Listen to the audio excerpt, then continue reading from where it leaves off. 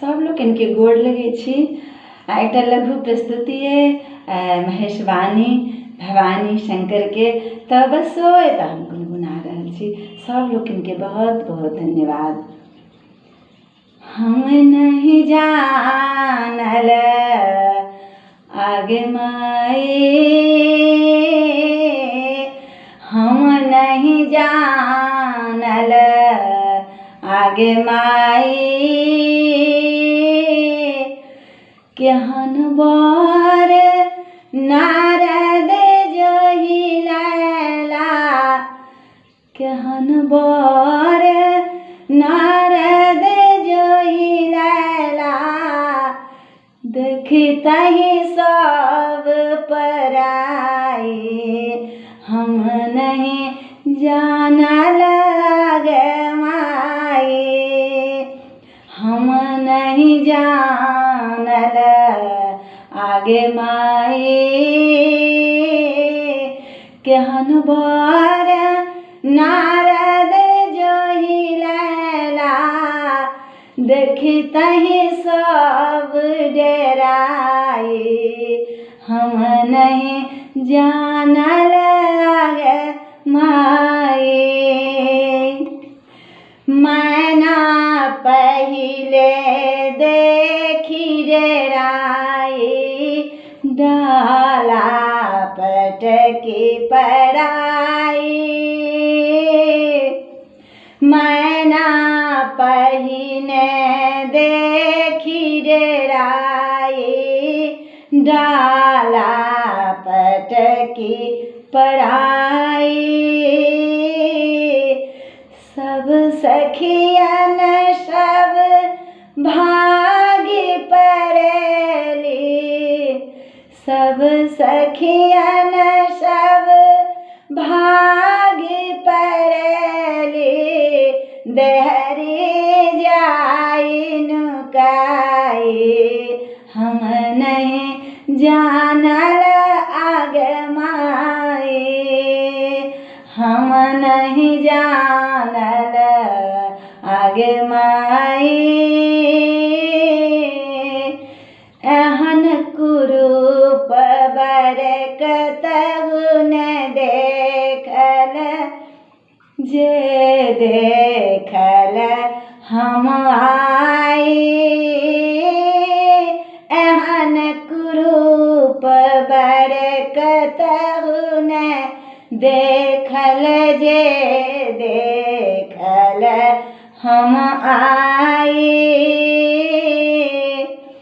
बर बराती देखी महतारी, बर बराती देखी महतारी, पीटती छाती माई, हम नहीं जानल आगे माई, बर बराती देखी महतारी, पीटती छाती माई, हम नहीं जानल आगे माई, एहि बरले गौरा एते तप कैलानी, बेलक पात चिबाई, एहि बरले गौरा एते तप कैलानी, बेलक पात चिबाई,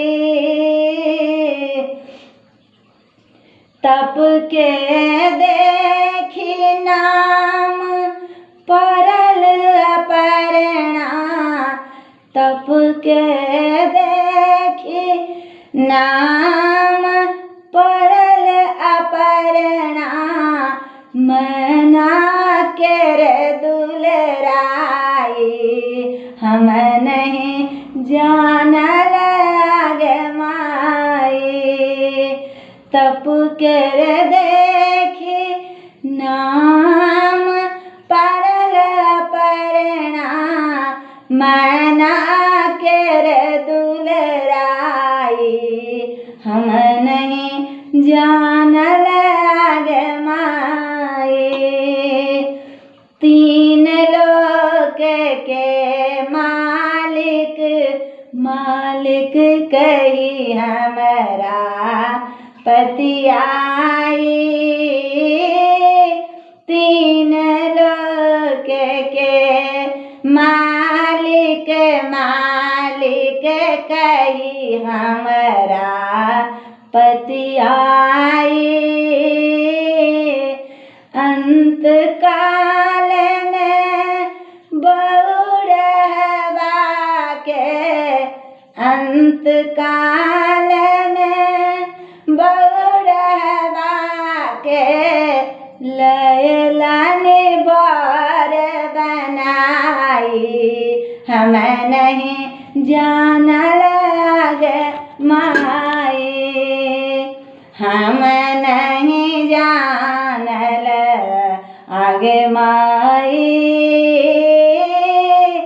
कर जोरी गौड़ा कहती आमा सा सुनु मैना महतारी। कर जोड़ी गौड़ा कहती आमा सा सुनु मैना महतारी। लिखल लीलाट क्यों मेटी न सकी है। लिखल लीलाट क्यों मेटी न सकी है। इबर त्रिभुवन त्रिपुरारी झट झट परिछहु आगमाई। लिखल लीलाट क्या मेटी न सकी है। इबर त्रिभुवन त्रिपुरारी झट झट परिछहु आगमाई। हम नहीं जानल हम नहीं सुनल देखल एहन जमाई।